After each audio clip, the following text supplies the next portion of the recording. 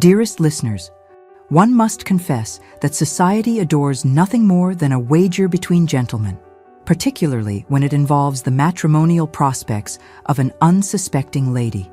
Today, your humble chronicler brings you the most deliciously scandalous tale of a duke who believed himself capable of manufacturing love like one might commission a new waistcoat, and the remarkable spinster who taught him that hearts cannot be won through stratagems alone. But let us not rush, for the best stories, like the finest port after dinner, require time to reveal their true character. Miss Amelia Westbrook stood at the periphery of Lady Pemberton's ballroom, her position as familiar as the Chinese wallpaper that decorated the vast chamber. 5 seasons. 5 interminable seasons she had graced, or perhaps haunted would be the more accurate term, the marriage mart of London society. At 27, she had achieved that peculiar status reserved for those ladies who had transgressed the invisible boundary between selective and shelf-bound. The soft mint green of her evening gown, chosen by her well-meaning mama to complement her auburn hair, seemed to render her even more invisible against the painted silk walls. It was a talent she had perfected over the years, this ability to blend into the scenery like a chameleon of the Tun. Not that she was uncomely. Indeed, the astute observer would note the intelligence that sparkled in her hazel eyes, the pleasing symmetry of her features, and the grace with which she held herself despite her circumstances. Her father, Sir Reginald Westbrook, possessed a respectable baronetcy and an estate in Hampshire that provided a comfortable £4,000 per annum. It was neither fortune enough to attract the fortune hunters, nor pittance enough to excuse her from participation in the social whirl. She existed in that peculiar purgatory of the gently bred, too well born to accept a match beneath her station, yet not sufficiently endowed to overcome what society had deemed her fatal flaw. That flaw, as the gossips never tired of whispering behind their fans, was her unfortunate tendency toward intelligence. Miss Westbrook read Latin. She solved mathematical equations for amusement. She had been discovered, on more than one occasion, engaged in political discourse with gentlemen who had made the mistake of treating her as more than a decorative ornament. Such behavior had earned her the dreaded epithet of blue-stocking, that kiss of death to any young lady's matrimonial prospects. Her mother, dear Lady Westbrook, maintained an admirable optimism that would have been touching were it not so painfully misguided. Even now she could be observed across the ballroom, her peacock feathers bobbing enthusiastically as she attempted to catch the eye of any eligible gentleman who might be persuaded to dance with her daughter. The poor woman had not yet accepted what Amelia had understood by her 3rd season. She was destined for spinsterhood, and there was a certain freedom in accepting one's fate. From her vantage point near the potted palms, Amelia observed the swirling masses of silk and superfine, the intricate patterns of social dance that had nothing to do with the actual dancing. She knew every player in this grand performance, the desperate mamas with daughters in their first bloom, the rakish gentlemen who prowled the edges seeking their next conquest, the debutantes fresh from the schoolroom with their dreams still intact, and the fortune hunters whose eyes gleamed with avarice rather than affection. It was while engaged in this familiar pastime that she first noticed the attention of His Grace, the Duke of Winterbourne. Not directed at her, naturally. Dukes did not notice wallflowers unless they happened to trip over them, but rather focused on a cluster of gentlemen near the card-room entrance. Nicholas Winterbourne, at 35, remained one of the most eligible bachelors in England, despite what some considered his advanced years for a first marriage. Tall, broad-shouldered, with hair the color of midnight and eyes like Arctic ice, he possessed that particular combination of aristocratic hauteur and dangerous charm that caused debutantes to swoon and their mamas to scheme. The Duke's reputation preceded him like a herald announcing royalty. He was known for 3 things: his vast fortune that included estates in 4 counties, his complete indifference to the matchmaking machinations of the Tun, and his uncanny ability to predict which young ladies would make the most advantageous matches each season. This last talent had earned him the sobriquet, the Duchess Maker, though it was whispered that he had never once been wrong in his predictions. As Providence would have it, at that very moment, the Duke was engaged in a conversation that would alter the course of both their lives, though neither party could have imagined such an outcome. Lord Marlborough's card room reeked of brandy and hubris, that particular masculine atmosphere where fortunes changed hands with the flip of a card and reputations could be made or destroyed over a glass of port. The Duke of Winterbourne lounged in his chair with the casual elegance of one born to command, his long fingers toying with a crystal tumbler as his companions engaged in their favorite pastime, dissecting the current crop of marriageable misses. Lord Hartley, a corpulent gentleman whose waistcoat strained admirably against its buttons, had just finished regaling the company with his prediction that the Mortimer chit would be engaged before month's end. Lord Cunningham countered with his certainty that Miss Fairweather would capture the Earl of Bromley, despite her modest dowry. It was then that young Lord Ashwood, fresh from university and still naive enough to challenge his betters, made the observation that would prove fateful. The young lordling suggested, with the confidence of one who had yet to learn the dangers of speaking carelessly in such company, that surely the Duke's famed ability to predict successful matches extended only to those ladies already possessed of the necessary attractions, beauty, breeding, or fortune. Any fool, he proclaimed, could predict that a diamond of the first water would make a splendid match. The true test of skill would be to elevate someone truly hopeless, someone like, and here he gestured through the open doorway toward the ballroom, that Westbrook creature who had been gathering dust for 5 seasons. A hush fell over the assembled gentlemen. One simply did not challenge the Duke of Winterbourne, not unless one wished to face either his legendary temper or, worse, his icy disdain. But something flickered in those arctic eyes, something that might have been amusement or perhaps simple boredom seeking relief. The Duke rose from his chair with fluid grace, moved to the doorway, and surveyed the ballroom with the calculating gaze of a general examining a battlefield. His eyes found Miss Westbrook in her accustomed corner, partially hidden behind a potted palm, observing the festivities with the detached air of one who had long since ceased to be a participant. She wore mint green, a color that might have been becoming on another woman but seemed designed to help her disappear into the decor. The astute observer would note how she held her dance card, pristine, unmarked, a white flag of social surrender. Winterbourne studied her for a long moment, his expression inscrutable. Then, with the slight smile that had been known to make lesser men nervous, he turned back to his companions. The challenge, he declared, was accepted. Within 1 month, before the midsummer ball that traditionally marked the end of the London season, he would see Miss Amelia Westbrook not merely engaged, but engaged to a peer of the realm. Furthermore, he would accomplish this feat without employing her dowry, her family connections, or any artificial inducement beyond his own social manipulation.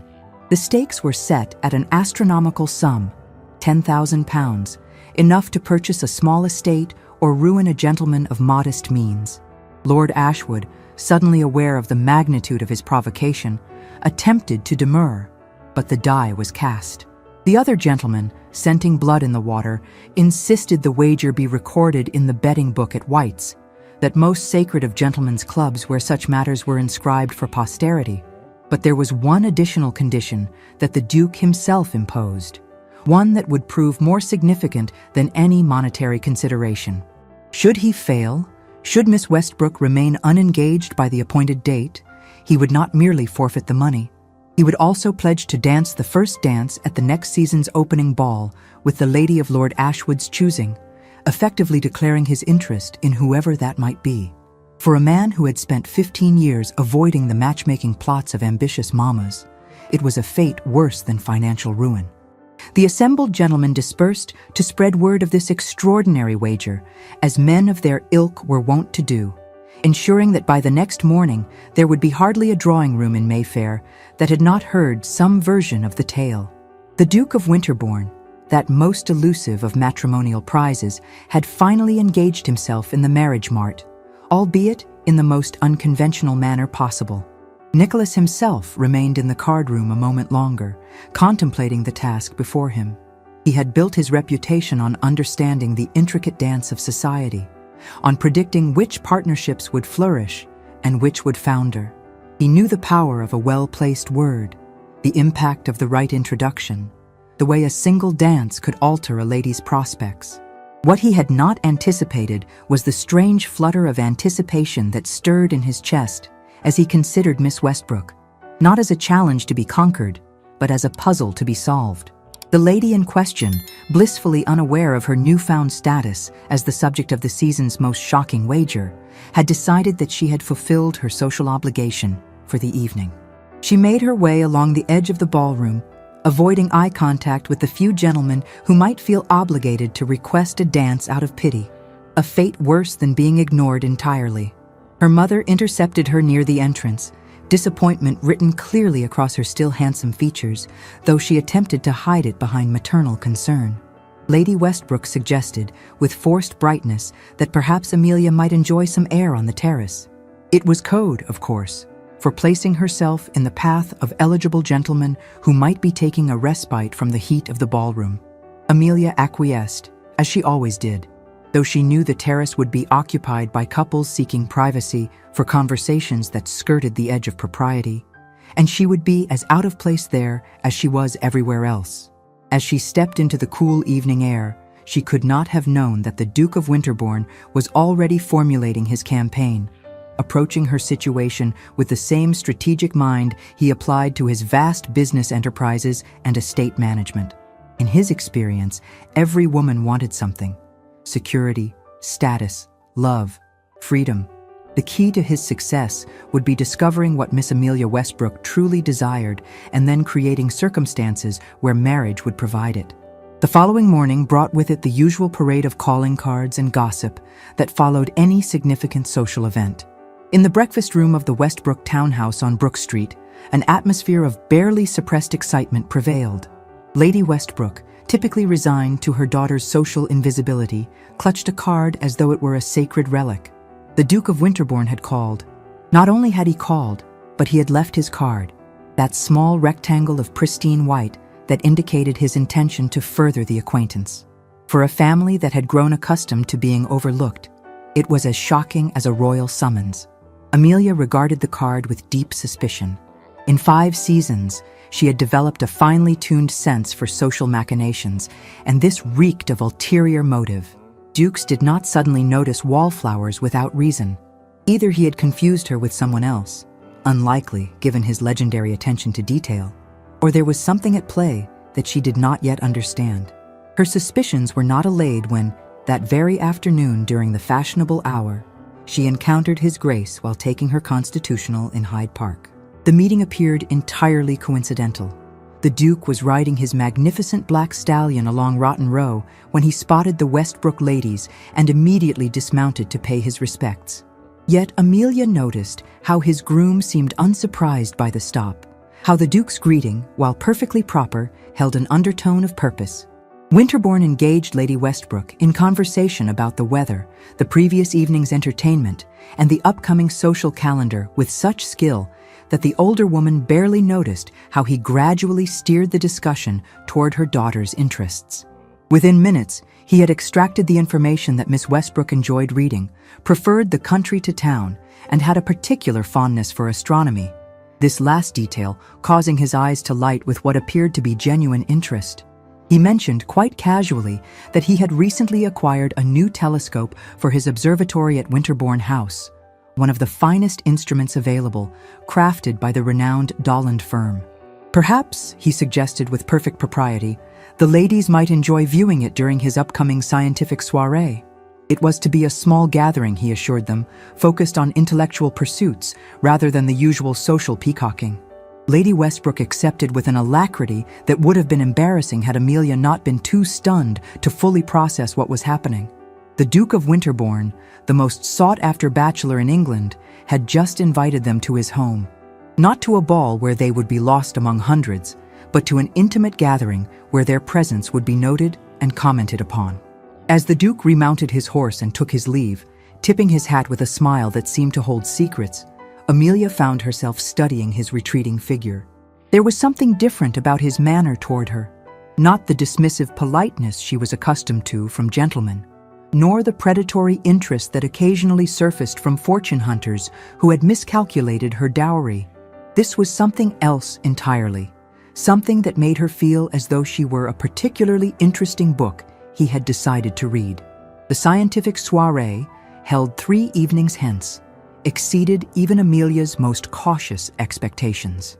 Winterbourne House in Grosvenor Square was a testament to generations of wealth and taste, its rooms filled with treasures from around the globe. But it was the library that truly captured her attention. A magnificent chamber rising 2 stories, its walls lined with volumes that made her fingers itch to explore. The gathering was small, as promised, but the guest list had been curated with obvious care. Lord Pemberton, the noted antiquarian; Mrs. Somerville, the Scottish science writer whose translations of Laplace had earned her acclaim despite her sex; Sir Humphrey Davy, the chemist whose experiments with electricity had captivated the scientific community. These were people who spoke of ideas rather than fashion, who debated theories rather than gossip. And at the center of it all was the Duke himself, revealing a side of his character that society rarely glimpsed.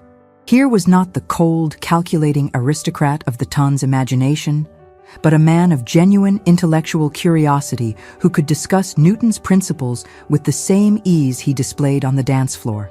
When he led the small group to his observatory on the roof, his enthusiasm for the celestial bodies was almost boyish.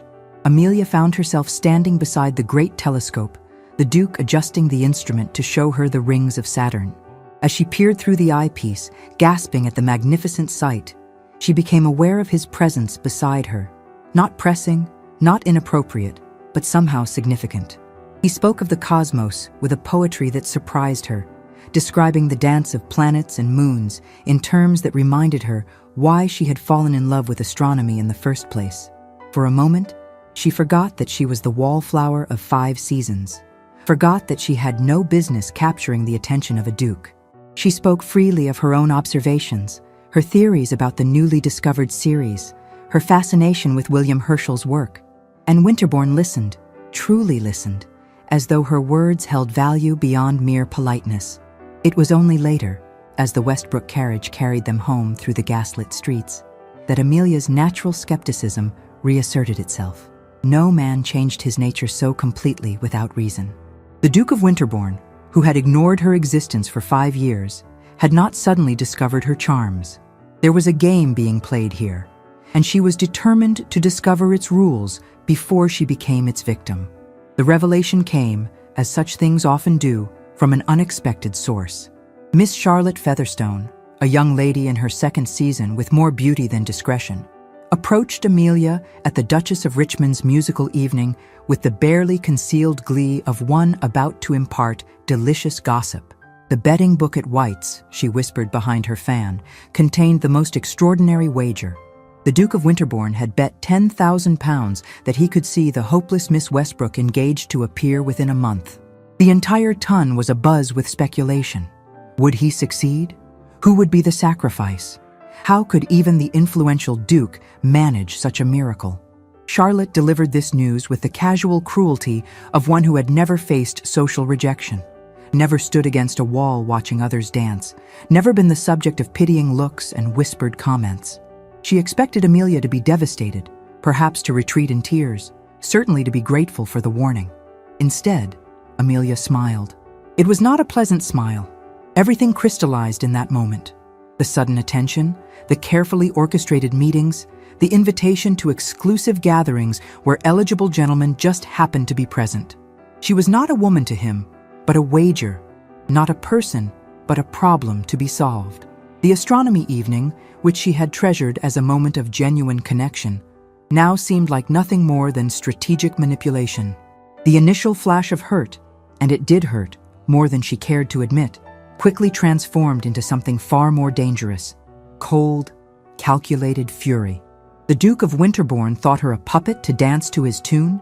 He believed that 5 seasons on the shelf had made her desperate enough to accept any attention, no matter how false. He would learn otherwise. If His Grace wanted to play games with her future, she would ensure he paid dearly for his entertainment. The next morning, Amelia began her campaign with the methodical precision of a general preparing for war. She had advantages that the Duke might not expect. 5 years of observing society had taught her its weaknesses, its hypocrisies, and most importantly, its hunger for scandal. She also had something that her wallflower status had inadvertently provided: the trust of other overlooked women who shared secrets freely in her presence, never considering her important enough to be dangerous. Her first move was subtle. At Lady Fairfax's garden party, she allowed herself to be overheard expressing surprise at the Duke's sudden interest, wondering aloud if his well-known aversion to marriage had finally been overcome by financial difficulties. After all, she mused to her carefully chosen audience of gossips, why else would a man of his standing suddenly pay court to a woman he had ignored for 5 years, unless he needed her modest dowry to cover some embarrassment? The whisper spread like wildfire through the town. Within days, speculation about the Duke's finances became the dominant topic in drawing rooms across Mayfair. His every action was scrutinized for signs of economy.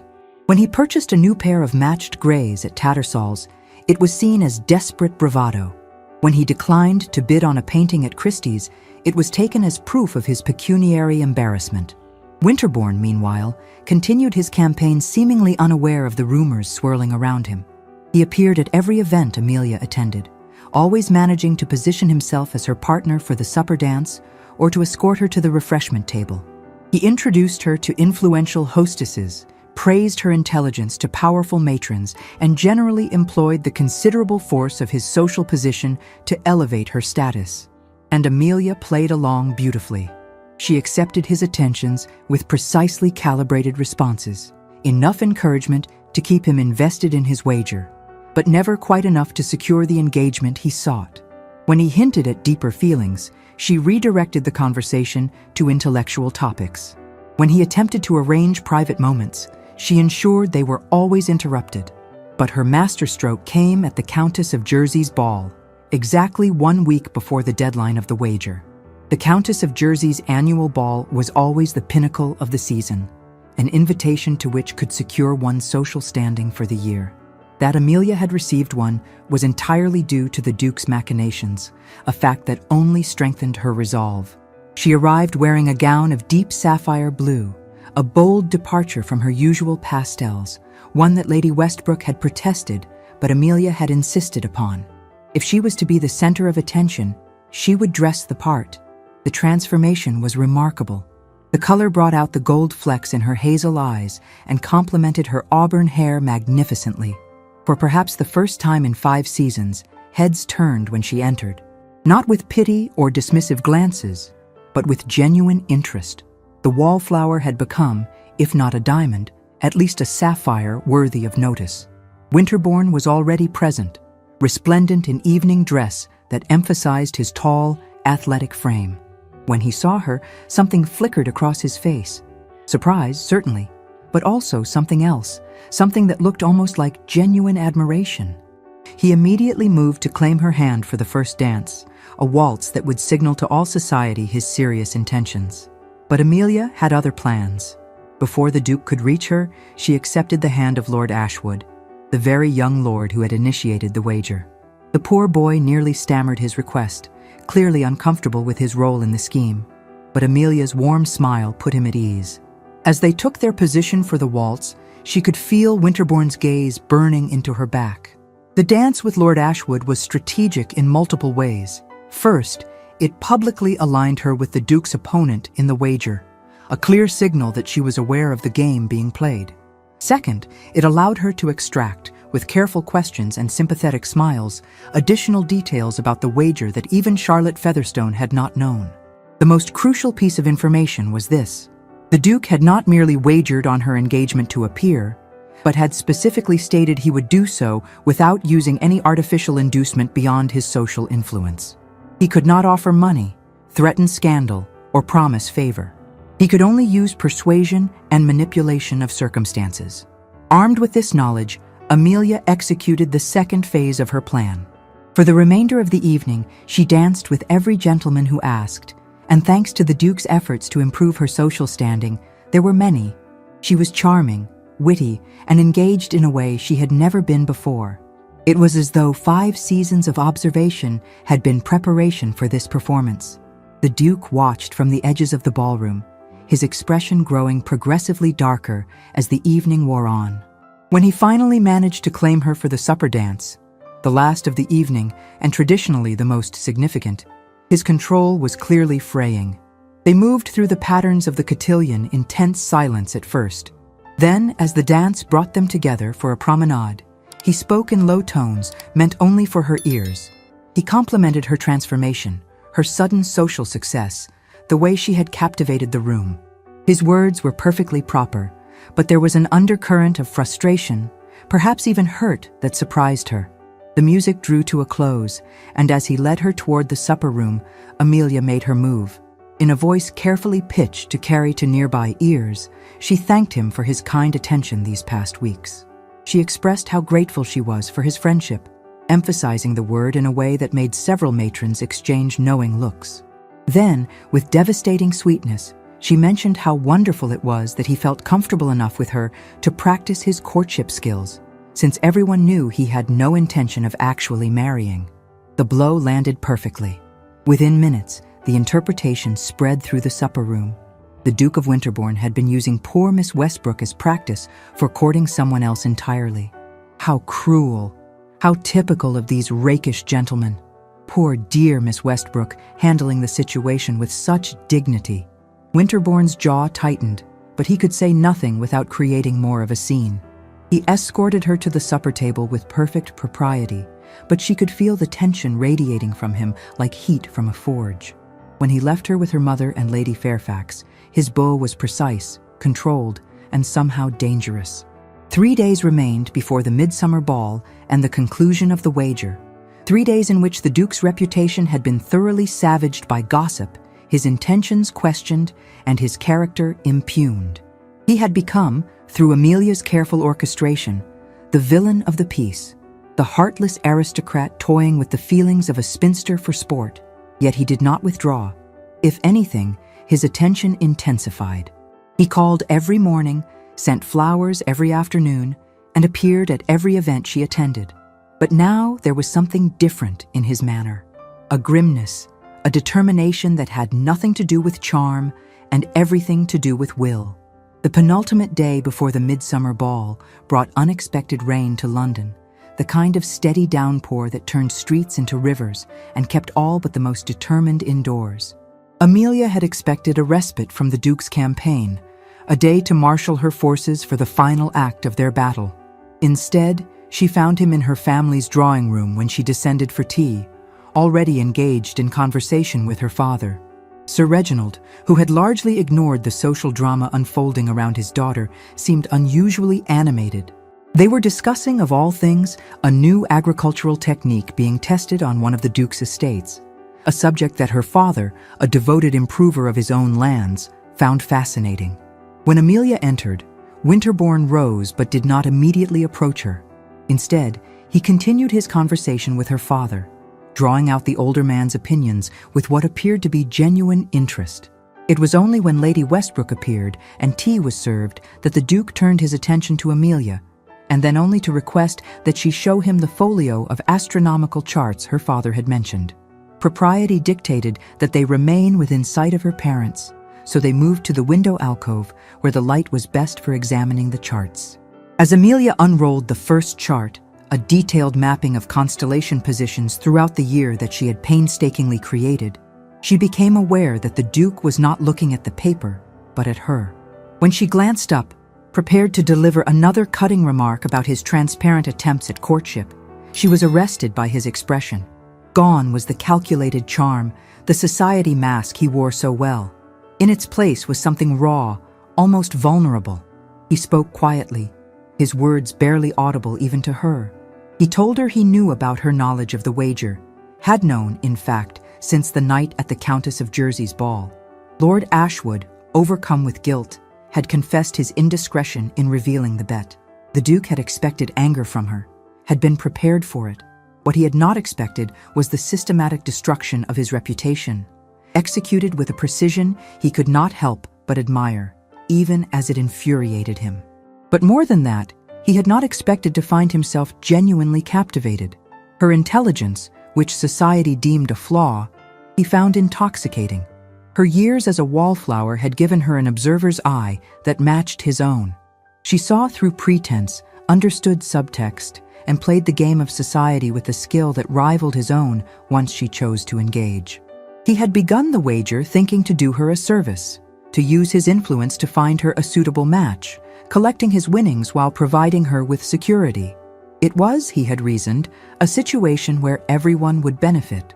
What he had not anticipated was that as he spent time in her company, observed her wit, her kindness to those even less fortunate than herself, her genuine passion for learning, he would find himself wanting to be that suitable match. The confession hung between them in the rain-dampened air. Amelia found herself speechless, her carefully prepared defenses crumbling in the face of what appeared to be genuine emotion. But appearances, as she had learned, could be deceiving.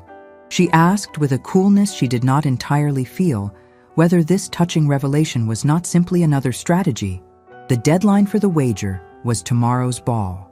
How convenient that he should discover genuine feelings just in time to secure his £10,000. The Duke's laugh was bitter. He informed her that he had already conceded the wager that morning, had already paid the sum to Lord Ashwood, who had attempted to refuse it but been overruled. Win or lose no longer mattered. What mattered was that she understand the truth, that whatever had begun as a game had become something far more serious, at least for him. He rose to leave then, pausing only to say that he would be at the midsummer ball tomorrow night. If she would grant him one dance, just one, he would consider it payment for all the distress he had caused her. After that, if she wished, he would never trouble her again. The drawing room felt strangely empty after his departure. Amelia stood at the window, watching his carriage disappear into the rain, the astronomical chart still clutched in her hands. Her mother bustled over, full of questions and speculation, but Amelia barely heard her. Her mind was racing, trying to reconcile the Duke she thought she knew with the man who had just bared his soul, if indeed that was what had happened. That evening, she made discreet inquiries through her network of overlooked women. The information they provided was illuminating. The Duke had indeed paid the wager that morning before calling on her. More interesting still, he had been observed at his solicitor's office the previous day, making what appeared to be significant changes to his will. And most intriguing of all, he had cancelled a long-standing arrangement to visit his mistress, a beautiful opera dancer who had held his attention for 2 years. The midsummer ball at Vauxhall Gardens was the stuff of fairy tales. Chinese lanterns bobbed in the warm breeze, casting dancing shadows across the paths. The strains of music floated from the pavilion, where couples whirled through country dances and stately minuets. The cream of society had gathered for this final grand event of the season, and speculation was rife about the conclusion of the infamous Winterbourne wager. Amelia arrived with her parents, wearing the same sapphire gown that had caused such a sensation at the Countess of Jersey's ball. But tonight, there was something different about her bearing. Gone was the defensive posture of the Wallflower, but absent too was the brittle confidence of recent weeks. She moved through the crowd with a quiet self-possession that drew more attention than either extreme had done. The Duke was already present, standing with a group of gentlemen near the orchestra pavilion. When he saw her, he immediately excused himself and made his way through the crowd. The Ton watched with barely concealed fascination as he approached her, bowed formally, and requested the honor of a dance. The orchestra was preparing for a waltz, that most intimate of dances, still considered slightly scandalous despite its growing acceptance. Amelia hesitated for a moment that felt like eternity, aware that every eye in the garden was upon them. Then, with a slight inclination of her head, she placed her hand in his. They moved onto the floor as the first strains of music began. The Duke's hand at her waist was properly positioned, his frame correct but not rigid. As they began to move, Amelia was struck by how naturally they fit together, how easily they found their rhythm. It was, she realized, a metaphor for everything that had passed between them. Conflict and harmony, deception and truth, all woven into a complex pattern that somehow worked. Neither spoke for the first turn around the floor. Then, as they passed through a patch of shadow between lanterns, the Duke broke the silence. He told her that he had been thinking about their conversation, about truth and deception, about the games society forced them all to play. He had spent his entire adult life maintaining a careful distance from genuine emotion, using his understanding of human nature as a shield rather than a bridge. The wager, he admitted, had been born of arrogance. He had seen her standing alone, season after season, and thought how simple it would be to change her fate with a few well-placed words and strategic introductions. He had not considered that she might not want her fate changed, or at least not by him, not in that way. But then, something unexpected had happened. In trying to know her well enough to manipulate her circumstances, he had actually come to know her. Not the wallflower image she projected, not the spinster society had labeled her, but the woman herself, brilliant, observant, kind, and surprisingly ruthless when provoked. He had lost the wager, he said, but won something far more valuable, the understanding that he had been just as trapped by society's expectations as she had been. His role as the cold, calculating Duke was just as much a prison as her position as the overlooked wallflower. As they turned through another rotation, passing through pools of golden light and soft shadow, Amelia finally spoke. She told him about the years of standing on the sidelines, of watching other girls bloom and fade while she remained constant in her isolation. She had told herself she did not mind, that she preferred her books and studies to the shallow pursuits of the marriage mart. But that had been a lie she told herself to make the rejection bearable. When his attention had suddenly focused on her, she had felt alive in a way she had not experienced before. Even knowing it was false, even recognizing the manipulation, she had reveled in the sensation of being seen, truly seen, for the first time. The anger that followed the revelation of the wager had been as much at herself as at him. Anger that she had allowed herself to hope, to dream, to want something she had convinced herself she did not need. But his actions over the past week, continuing his pursuit even after she had publicly humiliated him, paying the wager before attempting to win it, coming to her with honesty instead of another stratagem, had shown her something unexpected. Perhaps they were both capable of change. Perhaps the roles society had assigned them need not be permanent. The music was drawing to a close. As the Duke led her through the final turns, he made one last confession. He had indeed visited his solicitor, as her intelligence network had no doubt informed her. He had spent the entire previous day drawing up the terms of a marriage settlement, not presuming her acceptance, but preparing for the possibility. The terms he had instructed were unprecedented. She would maintain complete control over her dowry, receive a substantial annual pin money that would be hers unconditionally, and in the event of his death, she would have not just the traditional widow's portion, but full control of several unentailed properties. It was not a bribe, he emphasized, but a demonstration of his understanding that her independence was as valuable as any fortune. Should she refuse him, the documents would be burned. Should she accept, she would enter marriage with more autonomy than any duchess in living memory. The waltz ended, and they stood for a moment in the center of the floor, still holding the position of the dance. Around them, the ton held its collective breath, waiting to see what would happen next. Would she cut him publicly, delivering the final blow to his reputation? Would he bow and walk away, accepting defeat with aristocratic grace? Instead, Amelia did something that would be talked about for seasons to come. She smiled, not the brittle, calculated smile of recent weeks, but a genuine expression of warmth that transformed her face. Then, in a clear voice that carried across the hushed pavilion, she thanked the Duke for the dance and expressed her hope that he would call on her tomorrow, as there were matters they still needed to discuss. The implication was clear. Miss Amelia Westbrook, the Wallflower of 5 seasons, had just publicly indicated her receptiveness to the Duke of Winterbourne's suit. But more than that, she had done so on her own terms, as an equal rather than a supplicant. The Duke's answering smile was radiant. He bowed deeply, promised to call at the appropriate hour, and then, in a gesture that sealed their understanding, he asked if she would honor him with another dance later in the evening. When she agreed, the ton erupted in excited whispers. The wager might have been lost, but something far more interesting had been won. 6 months later, the wedding of the Duke of Winterbourne to Miss Amelia Westbrook was celebrated at St. George's, Hanover Square, with all the pomp befitting a ducal union. But those who attended noted that it was unlike any society wedding they had witnessed before. The bride, radiant in cream silk and ancestral winterborn diamonds, had insisted on walking herself down the aisle, a break with tradition that had horrified some and delighted others. The groom, waiting at the altar, had eyes only for her, his usual aristocratic reserve replaced by undisguised joy. Lord Ashwood served as groomsman, having become, improbably, one of the couple's closest friends.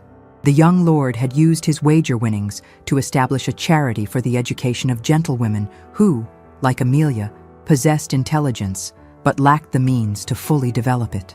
It was, he said, the least he could do after inadvertently setting in motion the season's greatest love story. The wedding breakfast was held at Winterbourne House, where the new Duchess had already made her mark. The observatory had been expanded, and weekly scientific salons were now held in the great library. The guest lists for these events included not just the usual aristocratic suspects, but scholars, writers, and thinkers, regardless of their social standing, a democratization of intellectual discourse that scandalized some and inspired others. But it was in the private moments, away from society's gaze, that the true victory of their union was evident. The Duke, freed from the prison of his own emotional distance, discovered a capacity for joy he had not known he possessed. The Duchess, no longer relegated to the margins, flourished in a partnership that valued her mind as much as her heart. They would face challenges, of course. Society has a long memory for those who break its rules, even when those rules are arbitrary and cruel. There would be those who whispered that she had trapped him somehow, or that he had married beneath himself. But for every voice of dissent, there were more who saw in their union a different possibility, that marriage could be a meeting of minds as well as an alliance of families, that love could grow from the most unlikely soil. Years later, when their daughter made her debut, she would do so with the confidence of one who had seen that there was more than one way to navigate society's demands. She would know, because her parents had shown her, that sometimes the greatest victories come not from playing by the rules, but from rewriting them entirely. And if that daughter happened to overhear her parents laughing together in the observatory late one night, reminiscing about a wager that had changed their lives, she would understand that the best love stories are often the ones that begin with conflict, are tempered by truth, and ultimately transcend the very circumstances that brought them into being. For in the end, the Duke of Winterbourne had been right about one thing. He could indeed make any woman a duchess. What he had not anticipated was that the right woman would make him something far more valuable, a man capable of genuine love. And Miss Amelia Westbrook, who had spent 5 seasons learning to be invisible, discovered that being seen by the right person was worth more than all the social approval in the world. Their story would be whispered about in drawing rooms for generations, embellished with each telling until it bore only passing resemblance to the truth. But those who had witnessed it firsthand, who had watched 2 people tear down the walls society had built around them and forge something new, knew that the reality was far more romantic than any fiction could ever be. The ton, always hungry for scandal and sensation, moved on to other dramas, other wagers, other unlikely matches. But in a certain townhouse in Grosvenor Square, where astronomical charts shared wall space with portraits and scientific journals lay beside novels on every surface, the Duke and Duchess of Winterbourne continued their greatest experiment of all, proving daily that love, true love, was not about winning or losing, but about finding someone who made you want to be more than society told you to be. And so another tale of hearts united reaches its blessed conclusion. Love, it seems, finds a way even through the strictest conventions of proper society, transforming what began as a heartless wager into the most sincere of attachments. For in matters of the heart, as in all things, the greatest risk often yields the greatest reward.